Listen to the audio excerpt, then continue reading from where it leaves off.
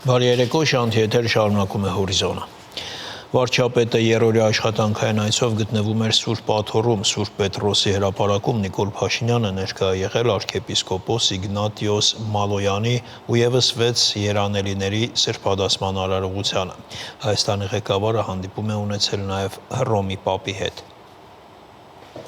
Վատիկանում Սուրբ Պետրոսի հրապարակում arքեպիսկոպոս Իգնատիոս Մալոյանի եւ ևս 6 երանելիների սրբադասման արարողությունը տեղի է ունենում նորին սրբություն Լևոն 14-րդ Պապի հանդիսապետությամբ։ Միջոցառմանը ներկա են նաեւ Հայաստանի վարչապետը, Լիբանանի ու Իտալիայի նախագահները։ Սուրբ Պետրոսի տաճարի ճակատային մասում կախված են 6 երանելիների, այդ թվում հայազգի arքեպիսկոպոսի նկարները։ Սրբադասման արարողությունից առաջ հրապարակում հավաքվածների առջև ընթերցվում են 6 երանելիների համառոտ կենսագրությունները։ Առաջինը ներկայացվում է Իգնատիոս arքեպիսկոպոս Մալոյանը։ Նա ծնվել է 1869 թվականի ապրիլի 8-ին Օսմանյան կայսրության Մարդին քաղաքում։ 1915 թվականին նրան բանտարկում են, ստիպելով հրաժարվել իր հավատքից, բայց նա մինչև վերջ վճռականորեն պայքարելով եւ դիմադրելով հանուն քրիստոնեական հավատքի նահատակվում է։ Սրբադասման արարողության ընթացքում ի պատիվ arքեպիսկոպոս Իգնատիոս Մալոյանի հնչում է նաեւ հայերեն աղոթք։ Նորին սրբությունը փոխանցում է իր խոսքն ու օրհնությունը բոլոր ներկաներին։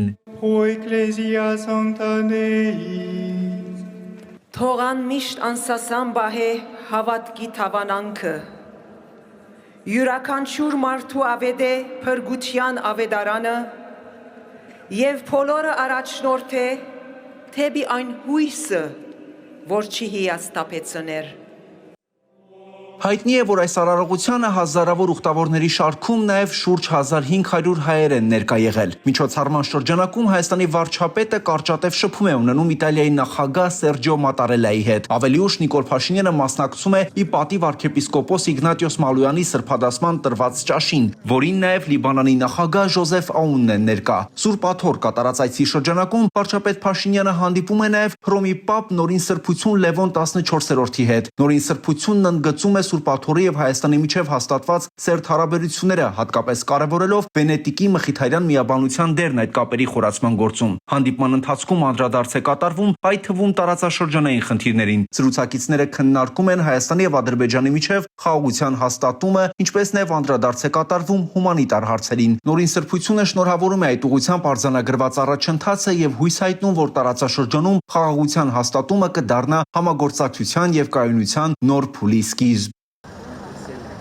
Վարչապետն այցելում է նաև Սուրբ Աթոռում եւ Իտալիայում Հայաստանի Հանրապետության դեսպանություններ, երկու դեսպանություններում էլ Նիկոլ Փաշինյանը շրջայց է կատարում, ծանոթանում աշխատանքային պայմաններին եւ գործունեությանը, քննարկելով նաև Սուրբ Աթոռի եւ Իտալիայի կառավարության հետ համագործակցության ընթացիկ հարցերը։ Հայաստանի ղեկավարը Հռոմի Սուրբ Նիկողայոս հայ-կաթողիկե եկեղեցունքից Լևոնյան վարժարանում էլ հանդիպում է Տանն Կիլիկիո կաթողիկե հայոց կաթողիկոս պատրիարք ամենապատիվ եւ գերիերջանիկ Տեր Ռաֆայել Պետրոս Իա Մինասյանի եւ վարժարանի սաների հետ։ Հանդիպման ընթացքում հարց ու պատասխանի ձևաչափով քննարկվում են Հայաստանի ներքին եւ արտաքին քաղաքականության հարցեր, արկա հիմնախնդիրները, Հայաստանի եւ Ադրբեջանի միջև խաղաղության հաստատման գործընթացը, տարածաշրջանային զարգացումները, ինչպես նաեւ արկա մարտահրավերների հաղթահարման ուղղված քայլերը։ Կողմերը մտքեր են փոխանակում նաեւ քրիստոնեական արժեքների տարածման եւ պահպանության ուղղությամբ իրականացվող աշխատանքների, ինչպես նաեւ այլ հոգեվոր եւ հասարակական թեմաների շուրջ։ Հանդիպման ավարտին կաթողիկոս պատրիարքը վարչապետ Փաշինյանին է նվիրում Սուրբ Իգնատիոս Մալոյանի շուրջառից մասունք, եկեղեցական զգեստ, որն օգտագործվում է պատարագի ժամանակ եւ պահվում է Զմարի վանքի թանգարանում։ Վարչապետին է հանձնվում նաեւ հուշամեդալ, պատրաստված ի հիշատակ հոկտեմբերի 19-ին Վատիկանում տեղի ունեցած սրբադասման արարողության։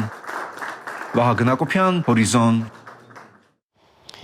Ազգային ժողովի նախագահ Ալեն Սիմոնյանը Ժնևում հանդիպել է Միջխորհրդարանական միությունում Դանիայի պատվիրակության ղեկավար Սյոնդերգարդի հետ։ Նրան մանրամասներ է ներկայացրել Հայաստանի եւ Ադրբեջանի միջև հաստատված խաղաղության գործընթացից։ Քննարկումներ են ծավալվել նաեւ Հայաստան-Եվրամիություն հարաբերությունների եւ երկկողմ հետաքրքրություն ներկայացնող այլ հարցերի շուրջ։ Ալեն Սիմոնյանը գործընկերոջ ուշադրությունը հրավիրել է նաեւ Ադրբեջանում գտնվող գերիների եւ ապօրինի պահվող անձանց խնդրին։ Նախագահ Վահագն Խաչատուրյանն ընդունել է շահան arczepiskopos Սարգսյանին, arczepiskopos-ը Մեծիտան Կիլիկիո կաթողիկոսի անունից նախագահ Խաչատուրյանին հանձնել է Արամ առաջինի գահակալության 30-ամյակի առթիվ հրատարակված հատորը, փոխանցելով նաև վեհապար հայրապետի ջերմ ողջույններն ու օրհնությունը։ Հանդիպման ընթացքում կողմերը անդրադարձել են Հայաստանի և Սփյուռքի միջև կապերի ամրապնդման, երիտասարդ սերնդի հոգևոր և ազգային դաստիարակության, ինչպես նաև Հայաստան համահայկական հիմնադրամի գործունեությանը առնչվող հարցերին։ Գյումրիի քաղաքապետարանի դիմացի պաշտպանություն համայնքի ղեկավար Վարդան Ղուկասյանի հավաքված ցուցարարների և ոստիկանների միջև բախում է տեղի ունեցել, կան բերման ենթարկվածներ։ Ներքին գործերի նախարարությունից նշել են, որ Գյումրի համայնքապետարանի մոտ և վարչական շենքում հավաքված մի խումբ անձինք փորձել են խոչընդոտել հակակոռուպցիոն կոմիտեի քննիչների իրականացվող քննչական գործողություններին։ Հավաքված անձինք տարաբնույթ գործողությունների իրականացմամբ միջամտել են գործի քննությանը, զանգվածային անկարգություններ են կատարել, ինչը զուգորդվել է բռնություն գործադրելով, գույք ոչնչացնելով և վնասելով, որի ընթացքում բռնություն է գործադրվել նաև իրենց ծառայությունը իրականացնող ոստիկանության աշխատակիցների նկատմամբ։ Քննչական կոմիտեի Շիրակի մարզային վարչությունում նախաձեռնվել է քրեական վարույթ օրենսգրքի մի շարք հոդվածների հատկանիշներով։ Հիշեցնենք, որ ավելի վաղ հակակոռուպցիոն կոմիտեն հայտնել էր, որ Գյումրիի համայնքապետ Վարդան Ղուկասյանին և համայնքապետարանի ևս 7 աշխատակիցների կալանավորելու որոշում է կայացվել։ Նրանք մեղադրվում են կաշառք պահանջելու և ստանալու մեջ։ Հորիզոնի այս թողարկումը ավարտվեց, կվերադառնանք կարճ դադարից հետո։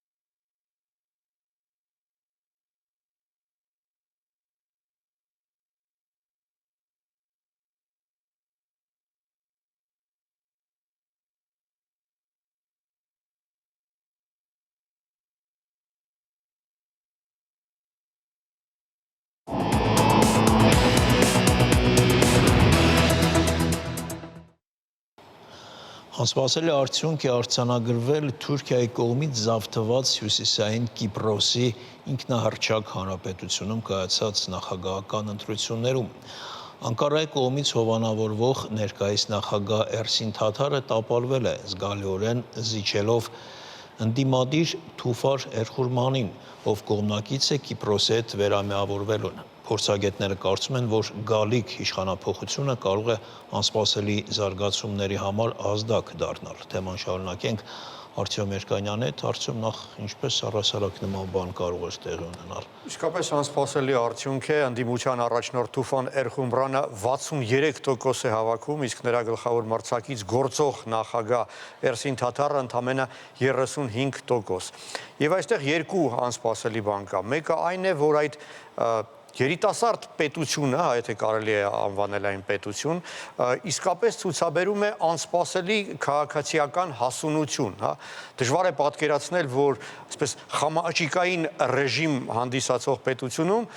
կարող է իշխանափոխություն տեղի ունենալ եւ վարչակազմը չօգտագործի իր ունեցած վարչական ռեսուրսը, հա։ Ավելին, գործող նախագահը խոստովանում է իր պարտությունը, շնորհավորում է իր մրցակցին։ Մի բան, ինչից կարծում եմ անգամ պետք է արժի նույնիսկ սովորել եւ այդ դասերը օգտակար կլինեն երիտասարդ մյուս դեմոկրատիաների համար։ Երկրորդ անսպասելին այն էր, որ իսկապես հզորագույն հարված է ստացել Թուրքիան, որի հովանավորյալ տեխնացուն այսպես խայտառակ պարտություն է կրել եւ անձամբ Էրդողանը նույնպես ապտակ է ստացել, կարելի է ասել։ Բանն այն է, որ անդիմության առաջնորդը 55-ամյա Թուֆալ Էրխումրանը բացահայտ դեմ է հանդես գալիս Անկարայի վարած քաղաքականությանը, քննադատում է այն, մասնավորապես հունական մասի, կղզու հունական մասի վերամիավորման հարցում, նա կողմ է, որպեսզի հունական եւ թուրքական մասերը կղզու վերամիավորման մեկ ընդհանուր պետության սահմաններում, ինչը բացառում է եւ Անկարայի վարչակազմը եւ ներկայիս նախագահ Էրսին Թաթարը եւ ընդհանրապես քննադատում է Անկարային Հյուսիսային Կիպրոսի գործերի մեջ միջամտելու համար։ Իդեպ Նիկոսիայում եւ Աթենքում ողջունել են Հյուսիսային Կիպրոսի ժողովրդի այսպիսի ընտրությունը, նորընտիր նախագահ հայտարարել էր, որ եթե հաղթի ընտրություններում, նա կվերսկսի հունական կողմի հետ բանակցությունները վերամիավորման հարցի շուրջ, որոնք դադարեցվել էին 2017 թվականին, եւ այժմ Նիկոսիայում նոր հույսեր կան, հունական Կիպրոսի հանրապետության նախագահ շնորհավորել է թուրքական մասի ղեկավարին եւ պատրաստակամություն է հայտնել օր առաջ վերսկսել այդ բանակցությունները։ Արտյոմ, իսկ Հյուսիսային Կիպրոս-Թուրքիա հարաբերությունները հիմա ինչպես են ընթանալու։ Իսկապես շատ բարդ եւ անկանխատեսելի շրջան է սպասվում, նորանտիր նախագահը փորձել է հանգստացնել Թուրքիայի իշխանություններին, հայտարարելով, որ ոչ մեկ չի անտեսելու եւ արհամարելու Անկարայի շահերը եւ որ այսուհետ եւս Անկարայի շահերը հաշվի են առնելու Հյուսիսային Կիպրոսում։ Էրդողանը շնորհավորել է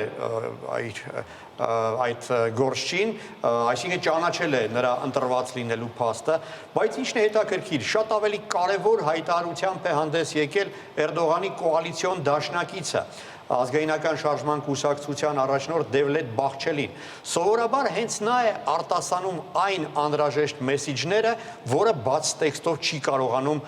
ասել Էրդողանը, այսպես բարի ու վատ այդ ոստիկանի դերերի բաշխում է, ինչպես ընդունված է քաղաքականությունում։ Եվ այս անգամ Բախչելին ասել է, որ քանի որ ընտրություններում մասնակցության ցուցանիշը բավական ցածր էր, այս ընտրությունը չի կարող ներկայացնել իրական կամքը ժողովրդի։ Դա այն դեպքում, երբ 65%-ը ցուցակներում եղածների մասնակցել են ընտրություններում։ Ուստի նա կոչ է արել երկրի խորհրդարանին, որում մեծամասնությունը թուրքամետ ուժեր են, անհապաղ գումարել նիստ, անօրինական ճանաչել այդ ընտրությունները եւ հայտարարել Թուրքիայի հանրապետության կազմի մեջ մտնելու մասին։ Ըստ էության սա հեղաշրջման կոչ է եւ հավանաբար դրան կհետևեն նաեւ կոնկրետ քայլեր, որոնք կարծում եմ շատ նման կլինեն հեղաշրջման։ եթե իսկապես այս խոսքերը պատահական չեն, իսկ ես վստահ եմ, որ պատահական չեն։ Այսինքն կարող են լինել ամենաանսպասելի զարգացումները եւ անգամ բռնի ուժով նորաստեղծ այս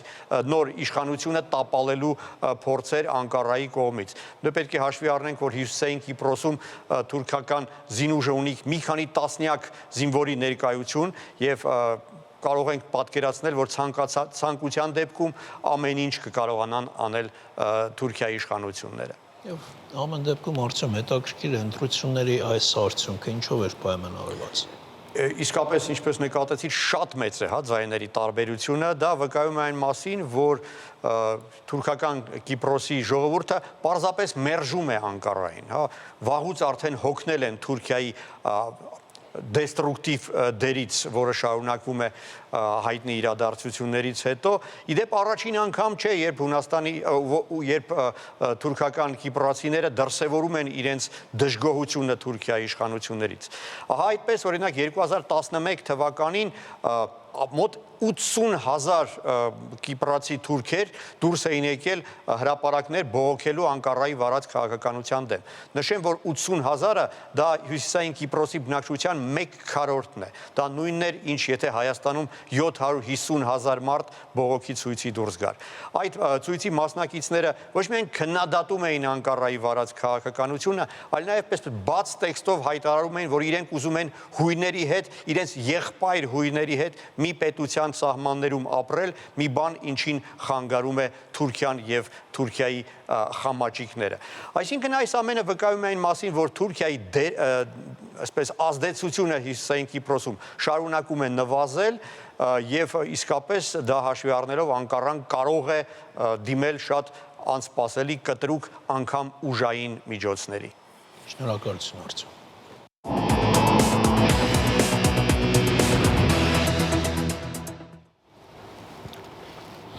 Դուբայից Հոնկոնգ չվերթ իրականացնող բեռնատար ինքնաթիռը Հոնկոնգի միջազգային օդանավակայանում վայրէջք կատարելիս դուրս է եկել թռիչքուղուց, բախվել է արգելապատնեշին ու ընկել է ծովը։ Օդանավակայանի անձնակազմի 2 աշխատակից է զոհվել, բեռնատար ինքնաթիռի 4 հոգանոց անձնակազմը չի տուժել։ Միջազգային մյուս նորությունները տեսաշարով։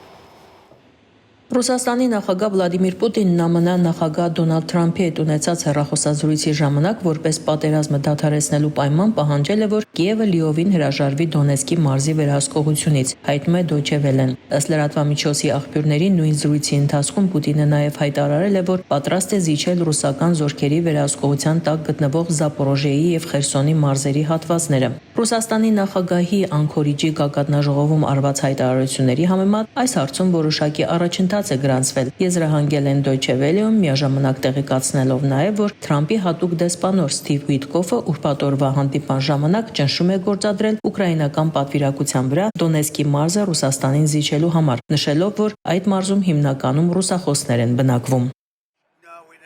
Երեկ ԱՄՆ նախագահ Դոնալդ Թրամփը ռուս-ուկրաինական պատերազմի ավարտի վերաբերյալ մեկ այլ հայտարարություն է արել։ Ըստ նրա պատերազմն ավարտելու համար Ուկրաինայի Դոնբասի շրջանը պետք է բաժանվի, որի մեծ մասը մնա Ռուսաստանի վերահսկողության տակ, հայտնում է Դոյչե Վելեն։ Թող ամեն ինչ մնա այնպես, ինչպես կա, այն արդեն բաժանված է։ Կարծում եմ տարածաշրջանի 78%-ն արդեն օկուպացված է Ռուսաստանի կողմից։ Ավելի ուշ նրանք կկարողանան որոշակի համաձայնության գալ միմյանց միջև, բայց առայժմ հակամարտության երկու կողմերն էլ պետք է կանգ առնեն առաջնագծում, գնան տուն, դադարեցնեն մարտերը եւ դադարեցնեն մարդկանց սպանելը։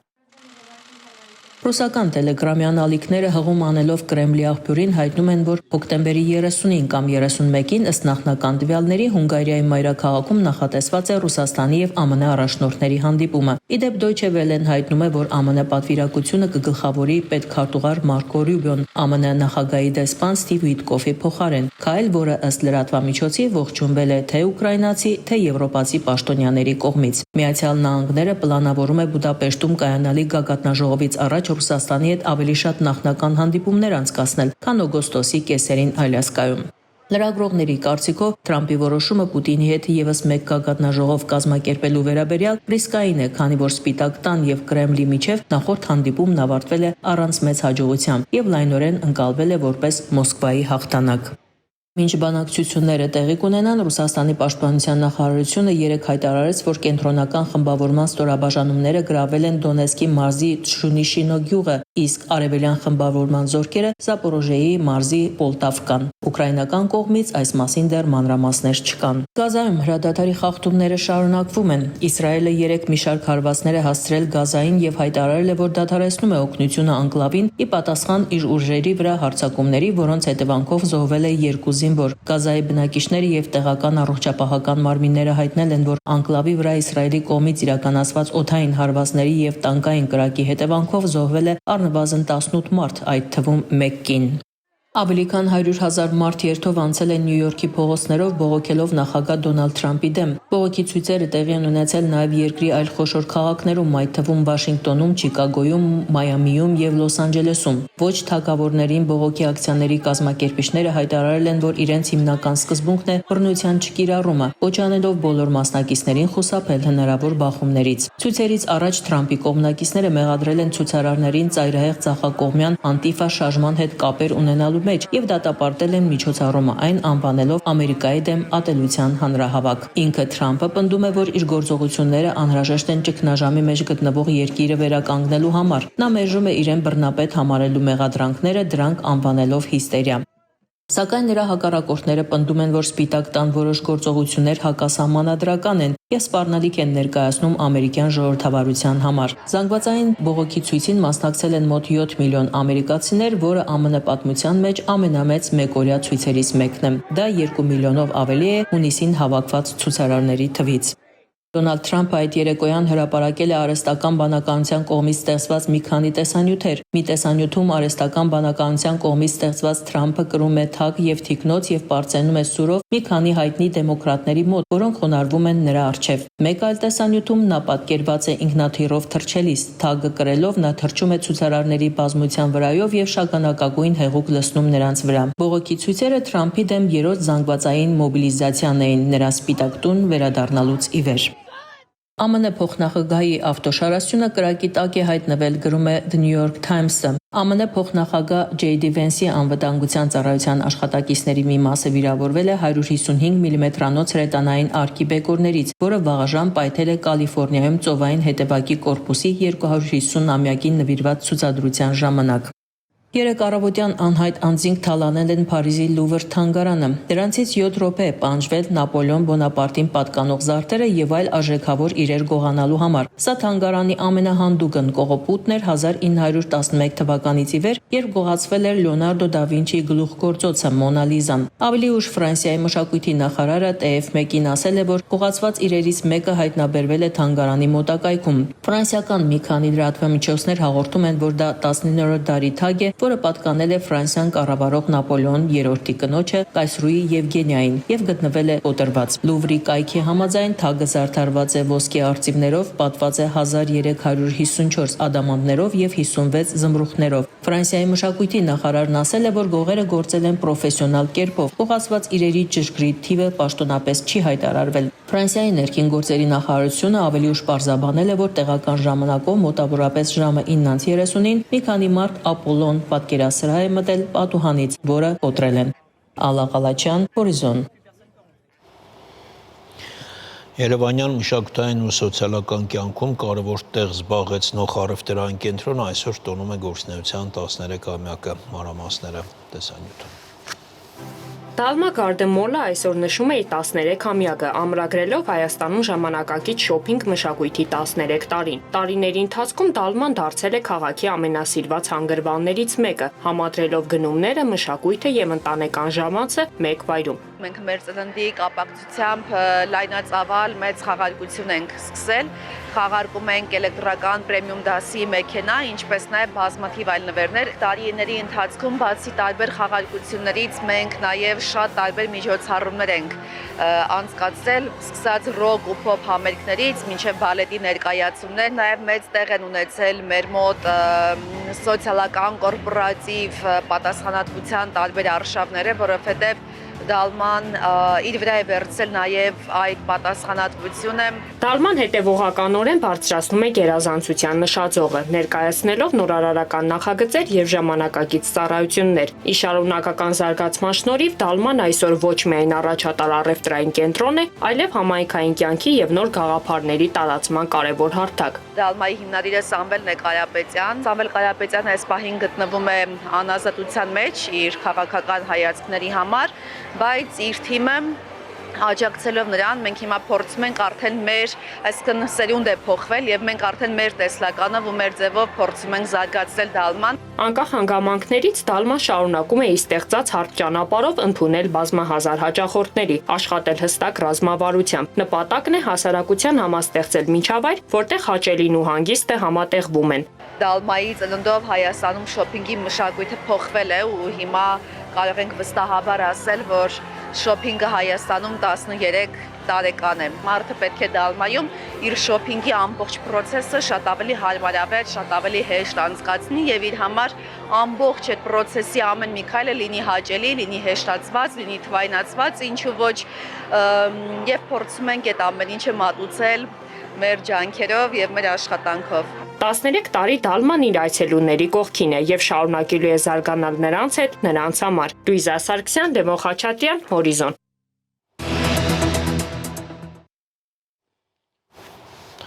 Գազպրոմ Արմենիա ընկերությունը տեղեկացնում է, որ հոկտեմբերի 21-ին եւ 22-ին գազամատակարարման պլանային դադարեցումներ են նախատեսվում Երևան, Բերդ եւ Վանաձոր քաղաքներում։